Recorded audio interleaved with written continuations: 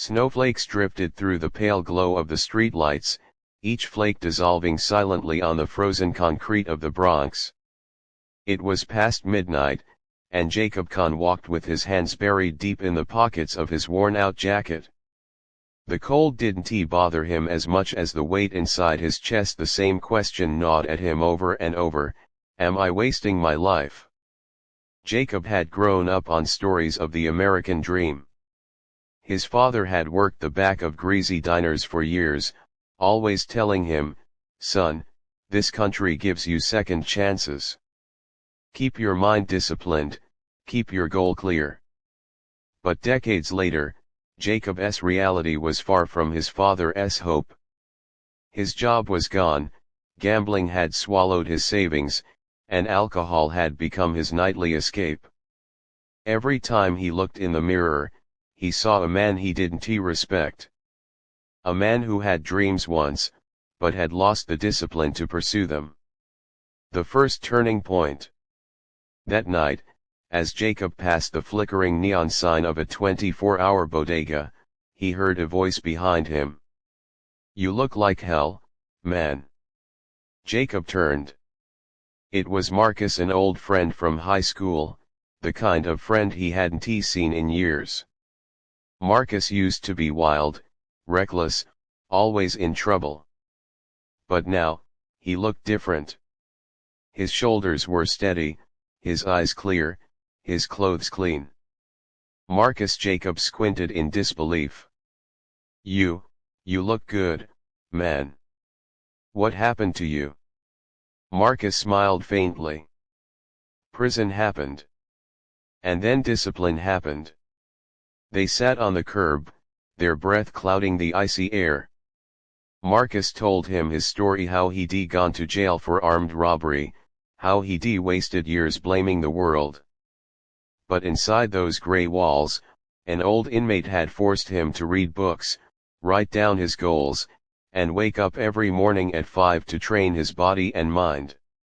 "That's how I survived in there," Marcus said, tapping his temple. "Not muscle. Mind. I learned this: if you don't control your thoughts will control you." Jacob stared at him, stunned. The man who once had no direction now spoke like a philosopher. The struggle within. That night, Jacob couldn't sleep. Marcus's words echoed in his head. "Control your thoughts, or they'll control you." He looked at the empty bottle of whiskey on his nightstand. He thought of his father's tired hands, scrubbing dishes in that restaurant so Jacob could have a better life. And then he thought of himself broke, lost, hiding from the truth. The next morning, Jacob stood in front of the mirror. His eyes were bloodshot, his face unshaven. He whispered, "Enough." He poured the remaining liquor down the sink. His hands trembled as he watched it swirl away. It felt like a funeral burying a part of himself. But it was also a beginning.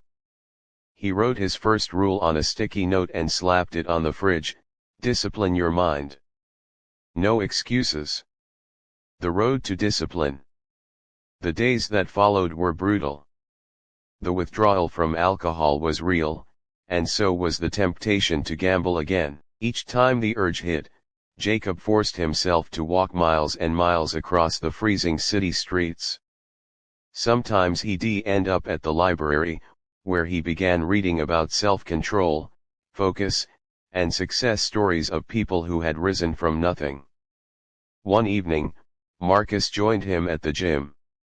Jacob struggled with every push-up, every lift, his body aching with years of neglect. But Marcus pushed him. "Pain is temporary. Discipline is forever," Marcus said.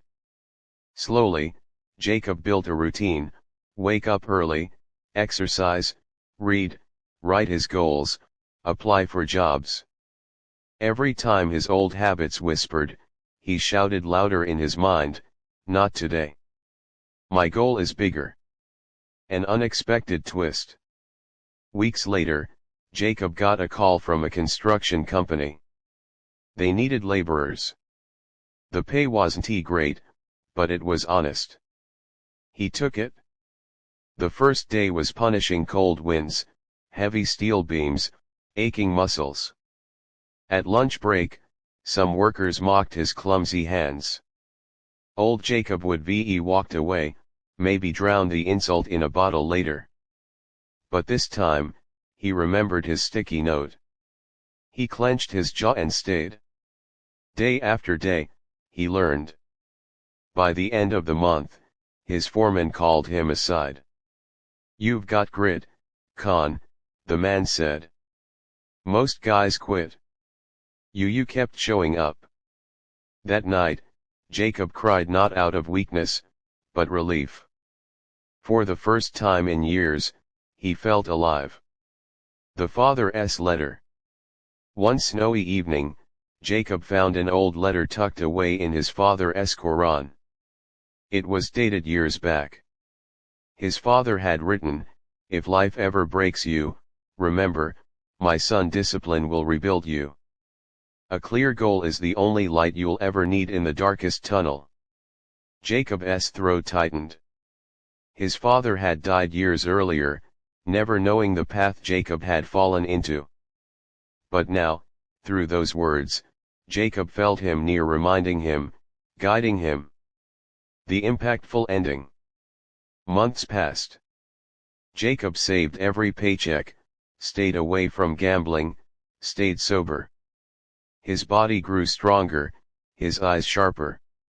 One morning, standing on the half-built skyscraper with the sun rising over Manhattan, Jacob breathed deep. The city no longer looked like a monster swallowing him whole. It looked like a battlefield he could conquer. Marcus walked over, grinning. "Look at you, man. You've changed." Jacob nodded, his eyes steady. "I had to. Because I finally learned the truth." "And what's that?" Marcus asked. Jacob looked out at the horizon. "A disciplined mind doesn't just change your habits. It changes your destiny." The wind howled around them, carrying away the last fragments of his old self. For the first time in decades, Jacob knew who he was, and more importantly who he was becoming. Closing thought. In the end, Jacob's story wasn't about luck, or fate, or miracles.